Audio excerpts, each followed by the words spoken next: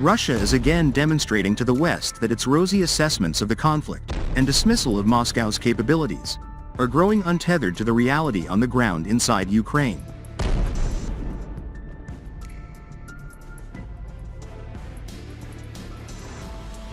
That reality is that the Russian armed forces continue to subject the smaller, dwindling Ukrainian armed forces to brutal and highly effective offensives.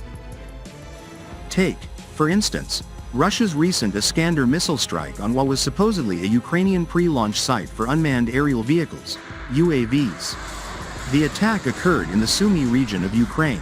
It's true that drones have defined the shape and dictated the course of the war. And Ukraine has created systems and crafted tactics for drone use that have forever fundamentally changed the nature of modern warfare.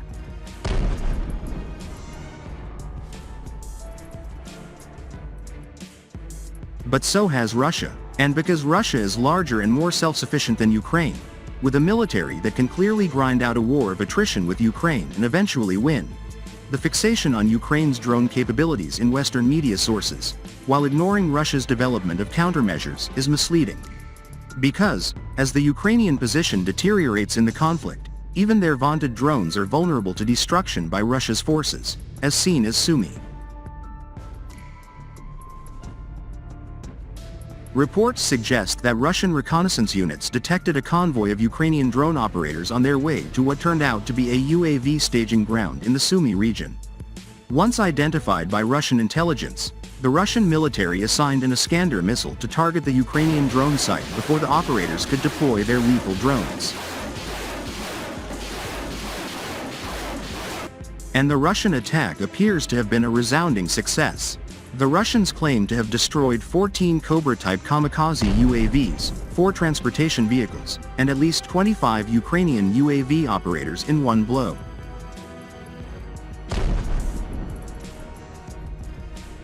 Ukraine's Cobra-type kamikaze drones boast a flight range of about 186 miles and a payload capacity of around 33 pounds, making it suitable for striking targets at a considerable distance. Riveted steel is used for the construction of the craft's wings, which enhances the production speed and reduces costs for Ukraine compared to more complex manufacturing techniques. A single Cobra can be assembled in as little as 3 hours by a small team of drone operators.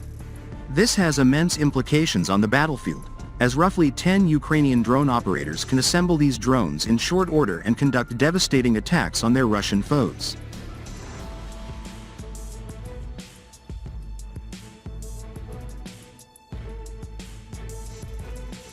Ukraine domestically produces these drones' electronics, engines, injectors, and servos, making this system important for Ukrainian military elements as much of it is sourced from the country and they do not need to wait for supplies for these systems to be shipped in from outside Ukraine. These drones are also astonishingly cheap, costing around $2,000 per unit, a fraction of the price of the Iranian Shahed 36 drone that Russia is using against Ukraine.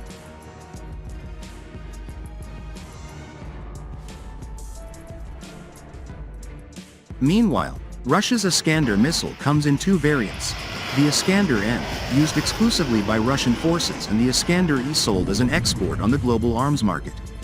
The Iskander M was used in this strike and has a range of around 310 miles and can carry a payload ranging between 1,058 to 1,543 pounds.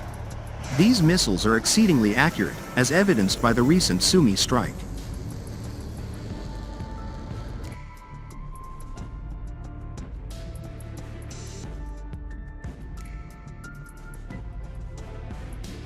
The Iskander M carries a variety of warheads, including high explosive fragmentation, cluster munitions, fuel-air explosives, bunker busters, and possibly even electromagnetic pulse (EMP) variants for destroying enemy electronics. The missile is even nuclear capable, though the Russians prefer to use it as a conventional attack missile.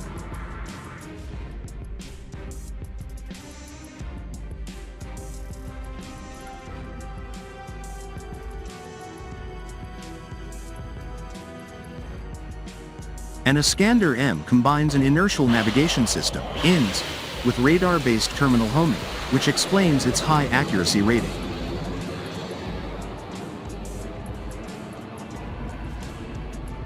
It can travel at hypersonic speeds, between Mach 6 and 7, while following a quasi-ballistic trajectory down to target.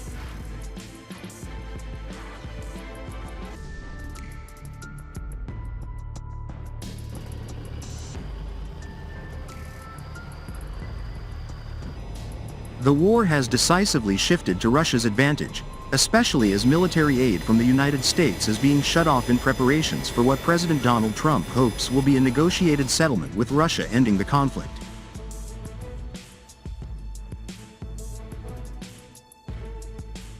Ultimately, however, Russia continues pressing its advantages over a Ukrainian military on the back foot.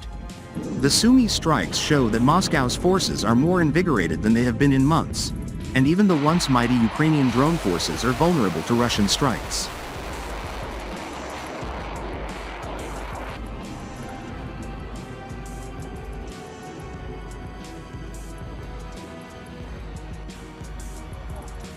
On the other hand, on the night of March 8, Russian forces attacked Ukraine with missiles and dozens of drones from 6 directions. Air defense intercepted more than half of the drones and 1 missile, according to the Air Force of the Armed Forces of Ukraine.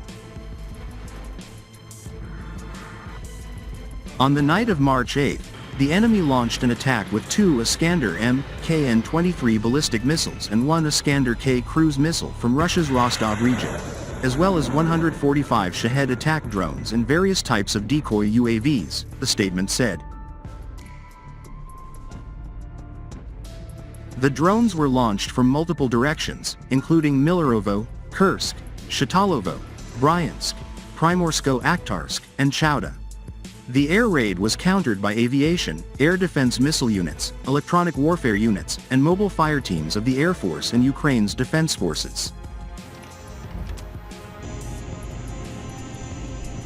As of 9 a.m., it has been confirmed that 1 Iskander K cruise missile and 79 Shahed attack drones and other types of UAVs were shot down, the military reported. Air defense systems were active in Kharkiv, Poltava, Sumy, Chernihiv, Cherkasy, Kyiv, Kirovohrad, Dnepropetrovsk, Zaporizhia, Donetsk, Mykolaiv, and Odessa regions. Additionally, 54 enemy decoy drones were lost due to navigation failures. The attack caused damage in Donetsk, Poltava, Kharkiv, Sumy, and Odessa regions.